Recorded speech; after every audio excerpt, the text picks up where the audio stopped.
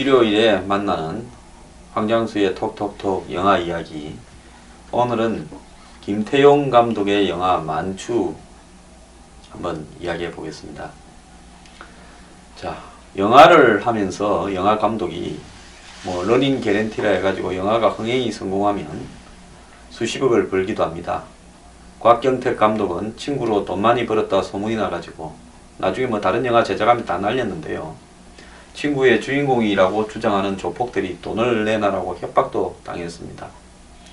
깡패 영화 만들어서 돈 버니까 깡패가 돈을 뜯어가기도 하는데요. 영화 만들면서 어떤 사람은 돈을 벌고 어떤 사람은 여자를 이렇게 얻는 사람도 있습니다. 이 만추의 김태용 감독은 이 탕웨이, 현빈을 두 사람을 주인공으로 해서 시애틀을 배경으로 영화 만추를 찍다가 탕웨이하고 결혼을 했습니다. 김태용 감독은 제가 알기로는 한번 이혼을 한 사람인데 세계적인 영화 배우와 이렇게 결혼을 하게 되었습니다. 보통 영화를 찍으면 현빈도 총각일 걸로 제가 알고 있는데 현빈이 탕웨이하고 어떻게 잘 돼야 되는데 사람들은 그런 줄 알았어요. 근데 어느 날 보니까 김태용과 탕웨이가 결혼한다 이렇게 발표가 나왔습니다. 어쨌든 영화 찍으면서 이쁘고 돈 잘 버는 세계적인 스타를 이렇게 결혼하게 되었으니까 김태용 감독은 영화 수십 개 찍는 것보다 수지를 반 것 같은데요. 이 영화 만추는 여러 번 영화가 되었습니다. 66년에 이만희 감독이라고 삼포 가는 길 등 한국 영화의 새로운 경지를 이뤘다라는 이만희 감독, 영화 배우 이혜영 씨의 부친이죠. 이만희 감독이 만추를 영화를 제작을 했는데 그때 이 영화가 20만 명을 동원하면서 아시아 영화 시장에 크게 쇼크를 주었습니다. 지금도 이만희 감독의 영화 만추가 한국 영화의 최고 작품 중에 하나다 이렇게 이야기가 되고 있는데요. 근데 문제는 뭔가 하면 이 영화의 필름이 없어져 버렸습니다. 그래서 이 영화를 아마 김태용 감독은 보지도 못한 채 리메이크작을 찍었다 이렇게 생각을 합니다. 자, 영화 멀지도 않은 66년도의 영화 필름이 송두리째 없어져서 한국에서 찾아보기 어렵다. 정말 이해가 안 가는 한국의 영화 시장입니다. 이 이야기의 스토리는 간단합니다. 한 살인을 저지른 여자가 기휴, 즉 잠깐 깜빵에서 휴가를 얻어가 모범수라가 한 3일 나왔다가 한 남자를 만나고 사랑에 빠졌다가 다시 돌아간다. 이 이야기가 이 영화 전체의 스토리입니다. 원작이든 리메이크 영화든 다 똑같은데요. 이 영화 제목이 왜 만추일까? 요즘 며칠 많이 추웠습니다. 지금은 겨울의 입구입니다. 겨울의 입구도 아니죠. 겨울이죠. 근데 이 영화가 만추라고 하는 것은 늦게 온 사랑이다. 이런 부분을 뜻하는 겁니다.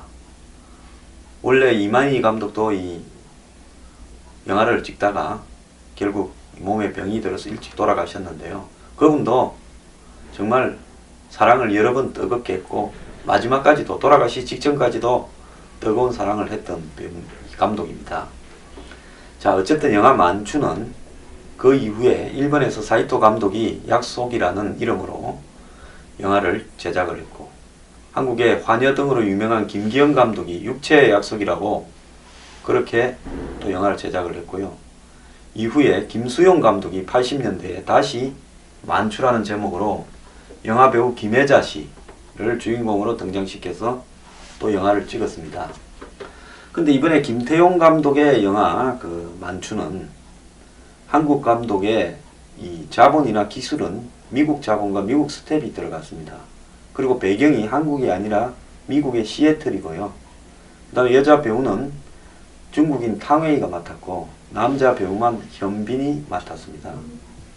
그래서 이 영화는 이전의 한국 영화 만추와는 많이 다른 분위기를 보여줍니다.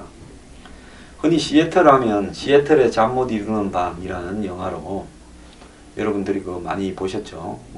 유명한 러브스토리 영화고 크리스마스 때마다 맨날 상영되는 그런 영화인데요. 그때 시애틀과 이 영화에 나오는 시애틀은 같은 도시가 맞나 싶을 정도로 완전히 다른 분위기입니다. 안개에 젖어가지고 있는 시애틀은 늦가을이 되면 서한 해양성 기후로 비가 자주 오고요. 아침 저녁으로 일교차가 커서 항상 안개에 많이 쌓여 있습니다. 그 시애틀의 이 쓸쓸한 이 거리를 아주 애잔하게 비춰주는 카메라를 따라서 이 깜빵에서 기휴를 나온 탕웨이가 현빈을 만나고 헤어지는 과정을 다룬 영화입니다. 자, 이 사랑에도요 다 때가 있다 이렇게 이야기를 합니다. 근데 이 뒤늦게 온 사랑이나 또 사랑이 시점이 좋지 않게 만났을 때 그것은 사랑으로서 가치가 없는 것인가, 사랑이 길어야 성공한 것인가, 짧았지만은 서로 마음을 다해서 좋아했다면 성공한 것인가. 사랑의 종류는 뭐 결혼한 사람도 사랑이 있고 그러지 않은 만남에도 사랑이 있다고는 생각을 합니다. 굉장히 다양할 거라고 생각을 하는데요. 이 영화에는 사랑을 위해서 살인한 여자가 탕웨이고요. 모든 사랑에는 돈으로 계산을 하는 제비족이 현빈입니다.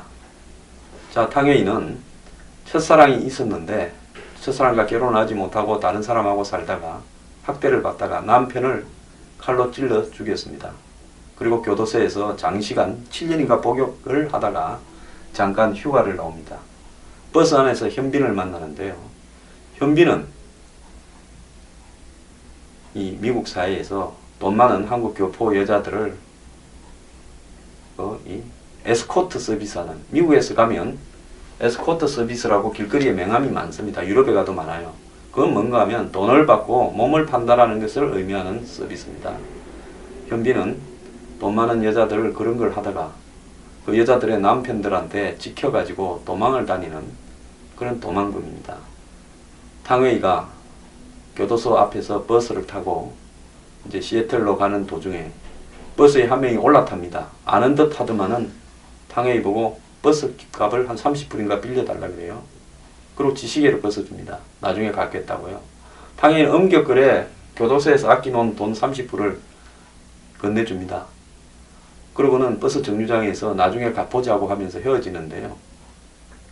탕웨이는 어머니가 죽어서 교도소에서 특별 휴가를 받았습니다.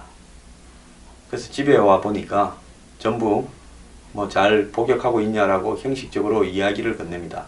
시애틀에 있는 차이나타운에서 식당을 하는 집이죠. 오빠는 형편이 어려우니까 집을 팔아야 되는데 자식들 동의를 다 해야 되니까 네가 동의를 해주라 이렇게 이야기를 합니다. 교도소에서 오래간만에 나온 동성한테 집 명의를 바꾸는데 도장 찍어주라 소리를 합니다. 엄마의 묘비에는 글이 잘못 적혀 있습니다. 그리고 전부 자기들 행복한 이야기만 하지 교도소 깜빵에 잠깐 나온 탕웨이에 대해서는 무관심합니다. 그리고 탕웨이가 첫사랑이고 마음을 두고 있다가 사실 남편까지 살해를 하게 된 간접 동기가 된 남자는 다른 여자를 만나서 살면서 이 장례식에 왔습니다. 이 남자가 실수로 탕웨이 포크를 쓰니까 탕웨이가 한마디 합니다. 니 왜 내 포크 쓰냐고 하면서 울음을 터뜨리면서 이 장례식 피로연이 굉장히 엉망이 됩니다. 자, 그래서 탕웨이는 더 쓸쓸함을 느끼죠. 자기를 유일하게 아껴준 엄마는 죽었고 엄마가 하던 식당은 이제 딴 사람한테 넘어가고 오빠는 집 팔라고 이 집 문서 도장 찍어달라 그러고 아무도 자기한테는 관심이 없습니다. 그냥 고작 살인범일 뿐이죠. 그래서 잠깐 집을 나서서 외출을 합니다. 그러면서 정말 오래간만에 교도소에서 들어갈 때 입은 옷을 벗어 던지기 위해서 쇼핑을 합니다. 그리고 립스틱도 발라보고요. 여자로서 이제 한번 모처럼 자기에 대해서 생각을 해보는데요. 그러다가 거리에서 현빈을 다시 만납니다. 그래서 두 사람이 유명한 시애틀의 수산시장을 거닐고 시애틀에 있는 놀이공원을 같이 가고 이러면서 많은 대화를 나눕니다. 그 장면을 보면 영화 비포 선라이저, 즉 우연히 유럽 일주 기차에 탔다가 오스트리아 비엔에서 내려가지고 같이 수많은 수다를 나누면서 밤을 새우는 청춘 남녀의 내용과 유사한 이야기입니다. 시애틀 곳곳을 거니면서 두 사람이 사랑에 대해서 이야기합니다. 놀이공원에서 한 남녀가 서로 이야기를 나누는데 멀리서 저 남녀가 무슨 이야기를 나누는가를 더빙하는 모양으로 탕웨이와 현빈이 서로 대화를 나누고 이렇게 합니다. 결국 그 가정 장면이 전환이 되면서 그 남녀가 정말로 만화 같은 동작으로 애정을 나누는 장면이 판타스틱하게 펼쳐지는데요. 이 영화는 뭐 롱테이크 장면이 많습니다. 지루하게 한 장면이 진행이 되고요. 또 말보다는 그냥 분위기만 지속되는 장면도 있고요. 그래서 영화를 볼 때 줄거리를 보느냐 아니면 영화는 생각하는 게 아니라 그냥 느낌으로 보느냐라는 부분에서 봤을 때 이 영화는 느낌으로 말하고 싶어 하는 것을 표현하는 영화입니다. 이 영화를 보고 스토리가 뭐 이러냐 지루하다 이런 이야기를 하는 분들은 이 영화를 안 보시는 게 좋죠. 그래서 두 사람이 시애틀 곳곳을 누비면서 그 배경에 나오는 시애틀의 거리는 그야말로 고전역하고 환산하고 아주 두 사람이 이 곧 감방으로 들어가야 될 한 시간이 없는 여자가 이 3일간의 현빈과 나누는 그런 대화는 점점 이제 사랑으로 접근해 갑니다. 그러다가 두 사람이 한번 키스를 합니다. 이 영화에서 애정 장면은 키스 한번 하는데 답니다. 현빈도 이 여자에게는 자기가 뭐 몸을 파는 남자로서 여자를 만나서 꼬시기만 했지 돈의 대상으로 생각했지 여자를 애정으로 생각을 했겠습니까? 자, 첫사랑에 눈이 멀어서 남편까지 죽였는데 그 첫사랑은 이제 결혼해서 또 부인이 있습니다. 자, 이런 상황에서 가족들은 다 무관심하고요. 엄마는 죽었고 그런 쓸쓸한 정말 오갈 데 없는 이 탕웨이의 마음은 현빈한테 굉장히 기웁니다. 그러다가 탕웨이가 돌아간다고 할 때 현빈이 같은 버스를 탑니다. 같이 가주겠다고. 그리고 지 돈을 갖고 시계도 돌려받습니다. 그때 이제 현빈이 한 남자에게 잡혔습니다. 자기 마누라를 농락했다고요. 현빈을 펴려고 하면서 묻습니다. 넌 도대체 뭔 기술이 있어서 여자들을 그렇게 호리냐 이러니까 현빈이 이야기합니다. 그저 여자들을 편안하게 해줄 뿐이다라고 이야기합니다. 아마 이 영화에서 탕웨이는 여태까지 만난 중에서 현빈이 제일 편했을 수가 있습니다. 그래서 이 사랑의 본질이 뭐냐라고 봤을 때 서로 소통이 되고 편안함을 느낀다면 그것이 시간이나 장소나 환경에 구애받음 없이 가장 중요한 것일 수도 있다라는 것을 영화는 보여줍니다. 그래서 돌아가다가 잠깐 휴게소에서 버스가 섰을 때 두 사람이 내렸는데 현빈이 경찰 같은 사람들에게 잡혀갑니다. 뭐 조폭일 수도 있겠죠. 그러면서 현빈은 언제 만나자고 여기에서 약속을 합니다. 그야말로 이루어질 수 없는 무망한 약속일 수도 있겠죠. 자, 시간이 흘렀습니다. 영화가. 어느 이 버스 정류장 휴게소에 탕웨이가 혼자서 앉아 있습니다. 달콤한 케이크를 하나 시켜놓고 커피를 시켜놓고 하염없이 한 사람을 기다리고 있습니다. 현빈을 기다리는 거겠죠. 자, 현빈이 과연 왔을까? 제가 봤을 때는 뭐 오지 않았을 가능성이 매우 크다고 봅니다. 어쨌든 영화는 거기에서 끝납니다. 커피와 케이크를 시켜놓고 이 화면을 바라보는 장면, 누군가를 기다리는 탕웨이의 눈동자에서요, 영화는 끝이 납니다. 그리고 엔딩 크레딧 자막이 오릅니다.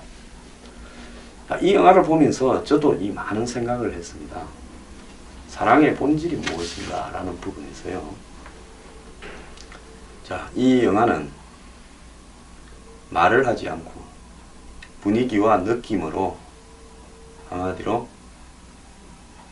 제대로 시간, 장소 그리고 여러가지 환경에서 잘못 온 사랑을 했지만 두 사람은 제가 봤을 때 유일하게 평생 기억을 남을 그런 짧지만 강렬한 사랑을 했다고 생각합니다.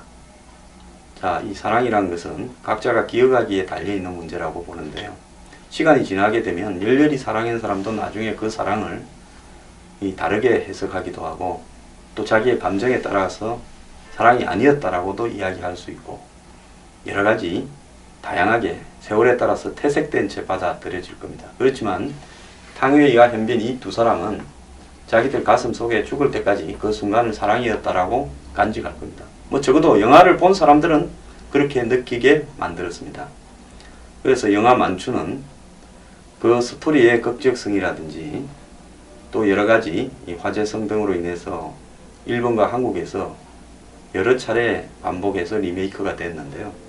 김태용 감독이 미국 시애틀로 탕웨이를 데리고 나와서 이걸 만든다 했을 때 많은 사람들이 우려를 했습니다. 현빈은 이 시크릿 가든이라는 드라마가 성공한 뒤에 직후에 이 영화가 개봉이 됐는데요. 현빈 보러 가자고 난리였음에도 불구하고 이 영화는 흥행에서도 실패했습니다. 제가 봤을 때 한국 분들 이 영화 안 보게 생겼더만요. 근데 저는 이 영화를 이 비가 창밖에 오거나 눈이 오고 굉장히 외로울 때, 집에 혼자 있을 때, 여러 사람 있을 때 이 영화 보지 마십시오. 이 영화를 한번 불을 다 꺼놓고 보고 나면요, 누구나 다 가슴이 먹먹해지는 것을 느낄 겁니다. 이 영화를 보고요, 왜 이리 재미없나, 그리고 뭐 이런 영화가 다 있어, 스토리도 말도 안 되고 엉망이다, 이렇게 느끼시는 분은 감성이 사라지고 사랑을 할 자격이 없는 분이라고 생각을 합니다. 그래서 지금 겨울이지만은 영화 만추, 늦게 온 사랑을 의미하죠. 꼭 한번 보시고 사랑이 과연 무엇인가에 대해서 한번 느껴보는 주말이 되었으면 좋겠습니다. 감사합니다.